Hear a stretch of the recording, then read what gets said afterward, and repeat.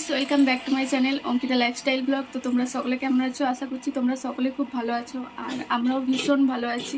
তো আজ আমরা সারাদিন কি করছি আর আমাদের স্পেশাল রান্না কি তোমাদের সাথে সবটাই শেয়ার করব। আর এটা দেখতে পাচ্ছ, এটা আমার ভাইয়ের বউ, ও বলতে পারো ওটা আমার বোনের মতনই, তো বনি। তো ও আর আমরা ও আর আমি দুজন মিলে স্পেশাল রান্না করছি। তো তোমাদের সাথে সবটাই শেয়ার করবো। তো তোমরা পুরো ভিডিও দেখো, স্কিপ করবে না, স্কিপ করলে অনেক কিছু মিস করবে। চলো টাটা। তো বন্ধুরা, এখানে দেখতেই পাচ্ছ আলুগুলো কাটা হয়ে গেছে, আর আমাকে হেল্প করেছে আমার ভাইয়ের বউ। আর এখানে দেখো মাংসগুলো আমি এখানে সবটা মশলা দিয়ে মাখিয়ে রেখেছি, আর এখানে পেঁয়াজগুলো কুচি করে রেখেছি। তো এরপর দেখো গ্যাসটা জ্বালিয়ে এবার এখানটায় দেখো আমি তেলটা দিয়ে রেখেছি কড়াইয়ে, আর কড়াইটা গরম হয়ে গেছে। এরপর আমি এখানে দিয়ে দেবো চিনি, যেহেতু তরকারিটা লাল করার জন্য, আর এখানে তেজপাতা দিয়ে দিয়েছি। তো এরপর আমি দিয়ে দেবো পেঁয়াজ। তো এখানে পেঁয়াজটা দেখতেই পাচ্ছ, পেঁয়াজটা দিয়ে দিয়েছি।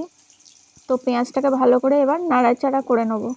তো এই যে নাড়াচাড়া করে নেবো, হালকা লাল হয়ে গেলে পরে তারপর যে মাংসটা আমি রেখেছি মশলা মাখিয়ে, তো সেই মাংসটা আমি ওর উপর দিয়ে দেবো।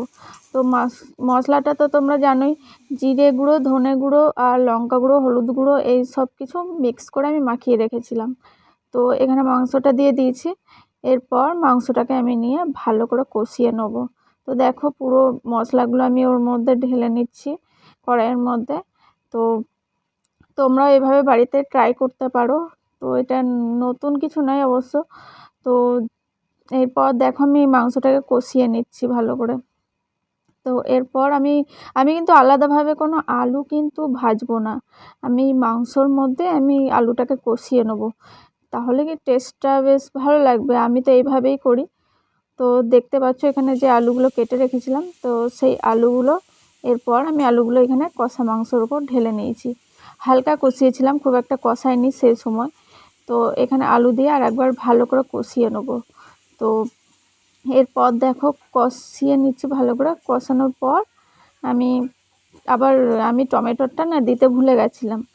তো এরপর দেখো আমি টমেটোটাকে দিয়ে দেবো মশলাটা। তো এখানে টমেটোটা দেখতে পাচ্ছ আমি টমেটোটা দিয়ে দিয়েছি। তো আর একবার ভালো করে নাড়াচাড়া করে নেবো। তো আমি প্রথমে বলে দিই, আমি নুন কিন্তু একসঙ্গে সব কিছু একসঙ্গে করে রেখেছি, আমি আলাদাভাবে কোনো নুন দেব না। আর মাংসটার মধ্যে আমি ভালো করে মশলাগুলো ভালো করে মাখিয়ে রেখে তারপর আমি একসঙ্গে মশলাটা দিয়ে দিয়েছি। আর দেখতে পাচ্ছ এখানে আমি এবার ঢাকাটা দিয়ে দেবো। তো ঢাকাটা দিয়ে দেবো। তো কিছুক্ষণ ঢাকাটা দিয়ে তারপর আবার খুলে নিয়েছি।